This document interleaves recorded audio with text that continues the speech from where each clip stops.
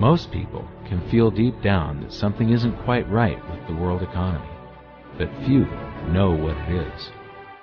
Gone are the days where a family can survive on just one paycheck. Every day it seems things are more and more out of control, yet only 1 in a million understand why. You are about to discover the system that is ultimately responsible for most of the inequality in our world today. The powers that be do not want you to know about this, as this system is what has kept them at the top of the financial food chain for the last 100 years. Learning this will change your life because it'll change the choices that you make. If enough people learn it, it'll change the world because it'll change the system. For this is the biggest hidden secret of money. Never in human history have so many been plundered by so few, and it's all accomplished through this, the biggest scam in the history of mankind.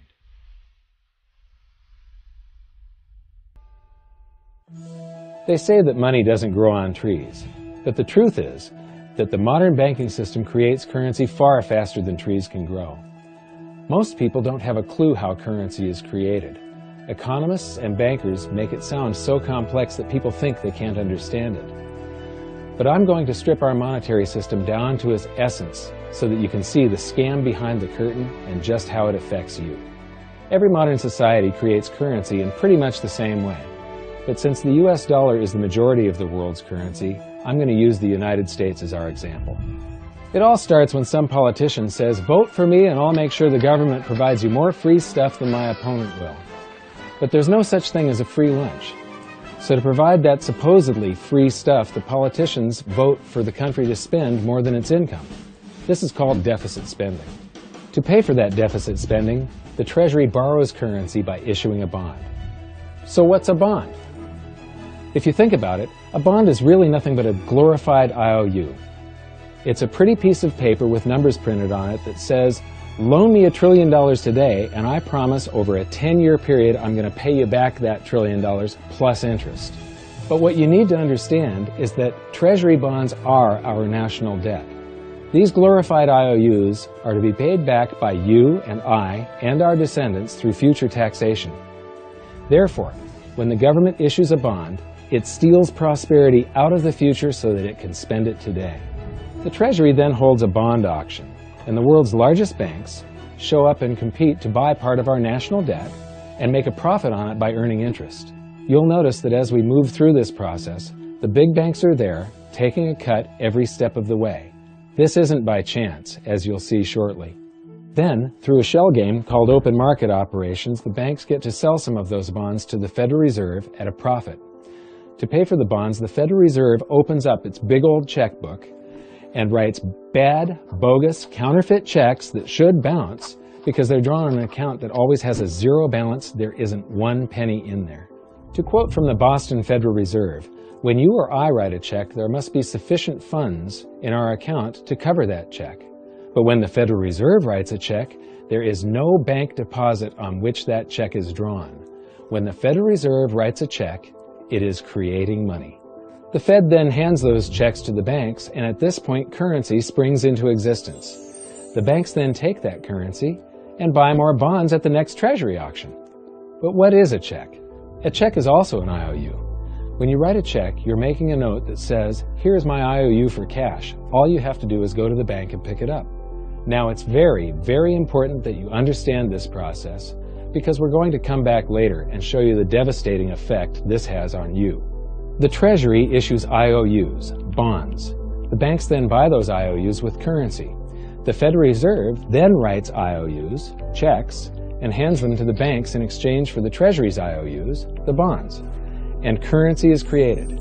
So what's really happening is the Federal Reserve and the Treasury are just swapping IOUs, using the banks as middlemen, and abracadabra, presto, currency magically springs into existence. This process repeats and repeats over and over again, enriching the banks and indebting the public by raising the national debt. The end result is that there's a buildup of bonds at the Federal Reserve and currency at the Treasury. This process is also where all paper currency comes from. The Federal Reserve and the government mistakenly call it base money because they didn't watch episode 1 of this series and they don't know the difference between money and currency.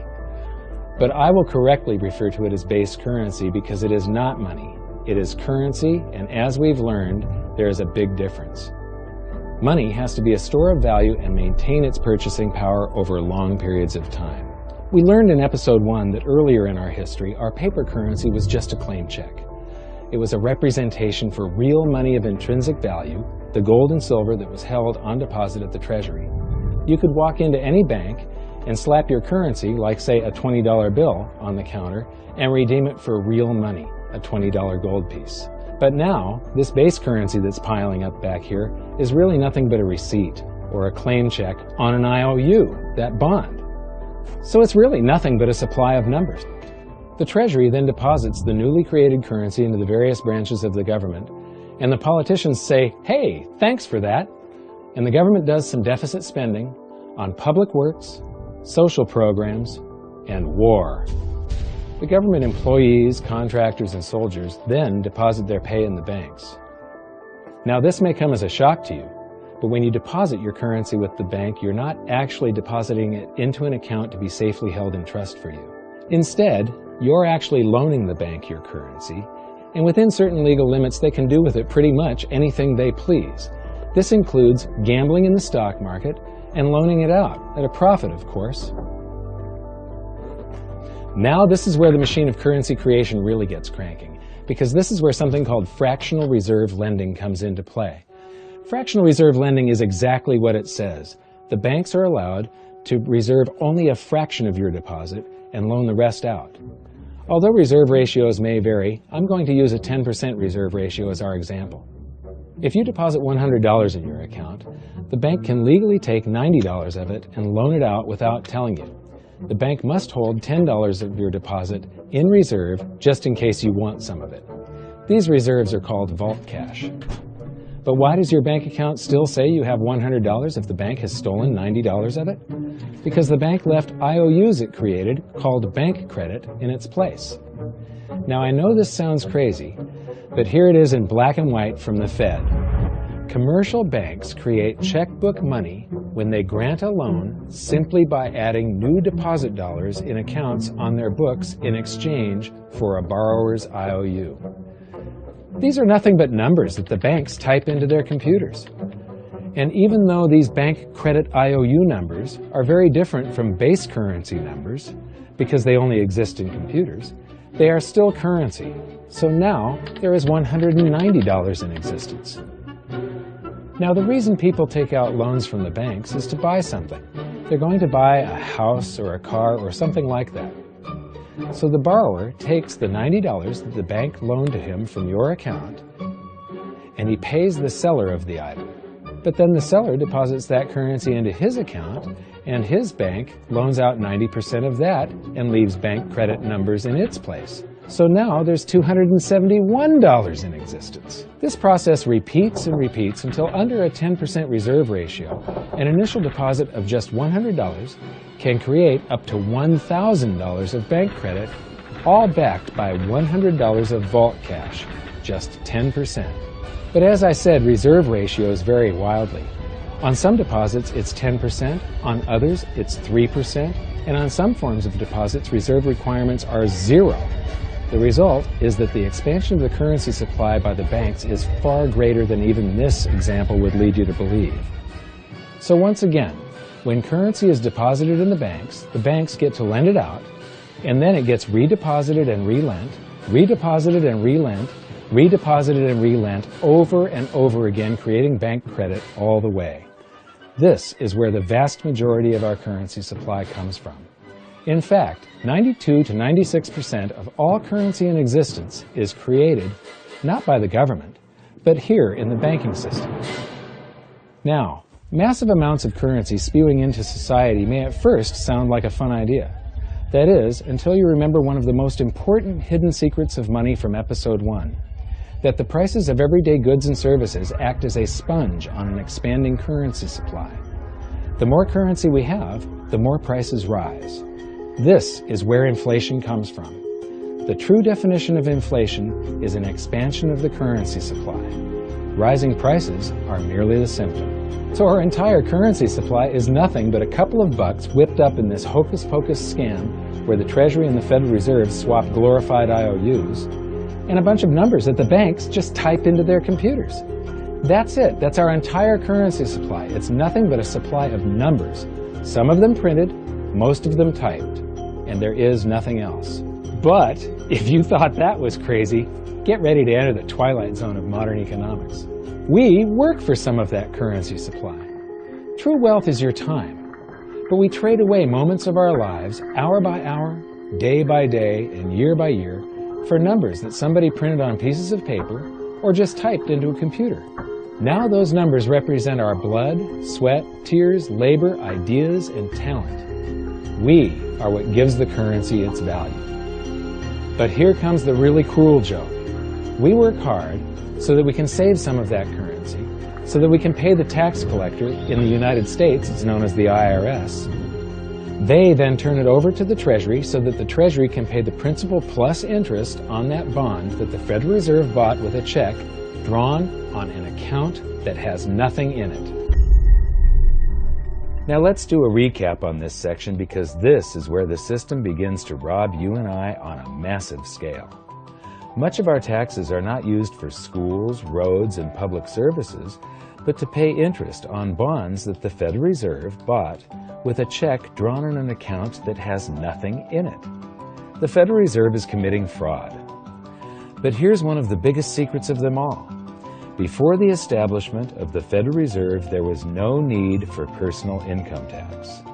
The Federal Reserve was created in 1913, and that very same year, the Constitution was amended to allow income tax. Do you really think this was just a coincidence? Ask yourself how much income tax you've paid over your lifetime. Much of it has been silently siphoned away into the hands of those who own the system. Yes, this system has owners. Who they are is an even bigger secret that we'll get to shortly. But first, we need to understand the mumbo-jumbo of the so-called debt ceiling. It's all based on a huge paradox. There was interest due on that bond, and there was interest due on every one of those loans that the banks made. That means that there is interest due on every dollar in existence. Let me ask you something. If you borrow the very first dollar into existence, and that's the only dollar that exists on the planet, but you promise to pay it back plus another dollar's worth of interest, where do you get the second dollar to pay the interest? The answer is that you have to borrow that one into existence and promise to pay it back with interest as well. So now there are $2 in existence, but you owe $4, and so on and so on. The result is there's never enough currency to pay the debt. There is always more debt in the system than there is currency in existence to pay the debt. Therefore, the whole system is impossible. It is finite. It will come to an end one day. What would happen if the government stopped borrowing to do deficit spending? Are the payments on those treasury bonds going to stop? What would happen if the public stopped borrowing and going deeper into debt? Are your house and car payments going to stop? No. There is a payment due every month on the principal plus the interest on every dollar in existence, and those payments do not stop. If we stop borrowing, then no new currency is created to replace the currency that we used to make those payments. Whether you're making a payment on a loan or paying tax to make a payment on a bond, the portion of the payment that goes to pay off the principal extinguishes that portion of the debt. But the debt also extinguishes the currency. Currency and debt are like matter and antimatter. When they meet, they annihilate each other. If we just pay off the principal only on all the loans and bonds that exist, the entire currency supply just vanishes. So if we don't go deeper into debt every year, look what happens. The whole thing goes into a deflationary collapse under the weight of those payments. Politicians and pundits alike talk about balancing the budget, paying down the debt, and living within our means. They don't understand that that is deflationary. It is impossible to do under our current monetary system without collapsing the whole economy. This is why any talk of a debt ceiling is not only ridiculous, it's delusional. The system is designed to require ever-increasing levels of debt just to continue. And that's why politicians will always kick the can down the road and raise this so-called debt ceiling over and over again until the whole system finally collapses under its own weight. In other words, they don't want it to collapse on their watch. The Founding Fathers of the United States knew the dangers of central banking and fought to free themselves from this very thing. The Revolutionary War started out as a tax revolt, but now we must pay tax just to have a monetary system. Having just suffered through the hyperinflation of the continental dollar, which was printed into oblivion to finance the Revolutionary War, they understood the dangers of fiat currency and debt-based monetary systems. So to protect future generations from institutional theft and out-of-control government, they wrote into the Constitution that only gold and silver can be money for the simple fact that you can't print them. Our current system is not only unconstitutional, but it robs us of the liberty and prosperity our forefathers fought and died for. We are all feeling the effects of ignoring the Constitution right now. By forcing more currency into circulation, our purchasing power is diluted. Inflation is a slow and insidious stealth tax that is simply the result of this debt-based monetary system. This system empowers and benefits those who create the currency and receive it first, as they get to spend it into circulation before it has an effect on the economy. They're stealing purchasing power from you and transferring it to the banks and the government every hour of every day because of this false monetary system. And it's not like the people at the top don't know this. To quote the Federal Reserve, the decrease in purchasing power incurred by the holders of money due to inflation imparts gains to the issuers of money. This is a fraud. It is a pyramid scheme, it is a Ponzi scheme, it's a scam, and it's a lie.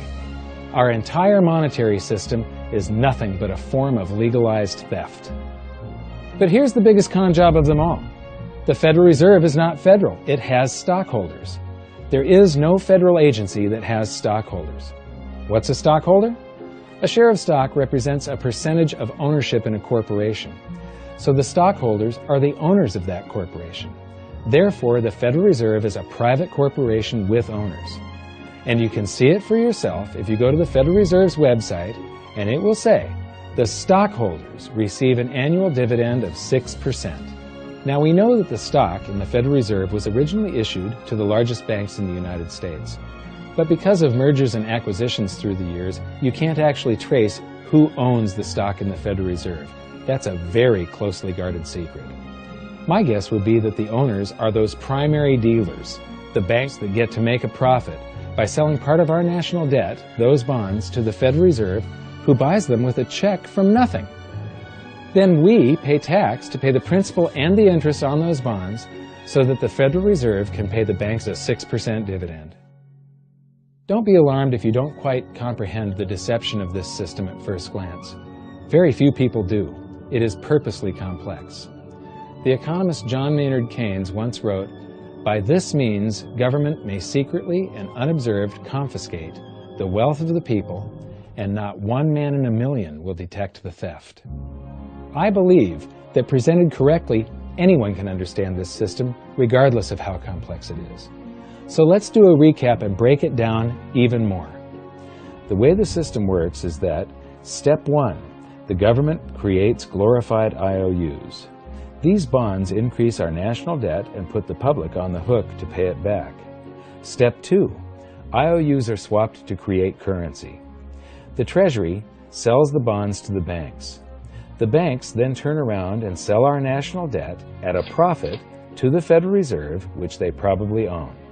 The Federal Reserve then opens its checkbook that doesn't have a penny in it and buys those IOUs with IOUs that it writes, checks, on a checking account that has a zero balance. Then they give those checks to the banks and currency just springs into existence, and then the whole process repeats. This results in a buildup of bonds at the Federal Reserve and currency at the Treasury, which is really just a supply of numbers. The Treasury then deposits the numbers in the various branches of the government, and we get to step 3. The government spends the numbers on promises, public works, social programs, and war. Then the government employees, contractors, and soldiers deposit their pay into the banks, And we get to step 4, where the banks multiply the numbers by magically inventing more IOUs through fractional reserve lending, where they steal a portion of everyone's deposit and lend it out. That currency gets redeposited, and then a portion is stolen again. And the process repeats over and over, magnifying the currency supply exponentially. Then we work for some of those numbers, which brings us to step 5, where our numbers are taxed. We pay tax to the IRS, who then turns our numbers over to the Treasury, so the Treasury can pay the principal plus the interest on bonds that were purchased by the Federal Reserve with a check from nothing. Then we get to step 6, the debt ceiling delusion. The system is designed to require ever-increasing levels of debt and will eventually collapse under its own weight because politicians always kick the can down the road. They don't want it to collapse on their watch. And finally, step 7, the secret owners take their cut. The world's largest banks own the Federal Reserve.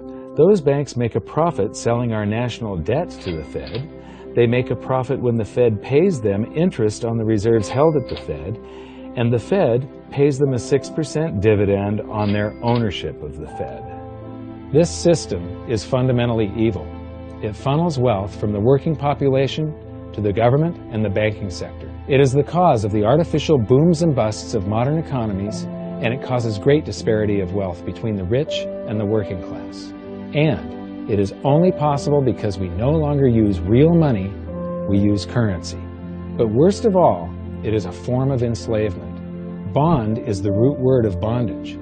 Whenever a government issues a bond, it is a promise to make us pay tax in the future. Nobody asked you if you wanted to pay tax today for the prosperity we all enjoyed in the last century. Nobody is asking our children if they want to work hard in the future to pay for the prosperity we're enjoying now. George Washington once wrote to James Madison, "No generation has the right to contract debts greater than can be paid off during the course of its own existence." By stealing prosperity from tomorrow so we can spend it today, we enslave ourselves and future generations. Now this all sounds pretty bad, but there is great hope, for you are the greatest threat to this false monetary system. This system relies on the public being ignorant of its workings.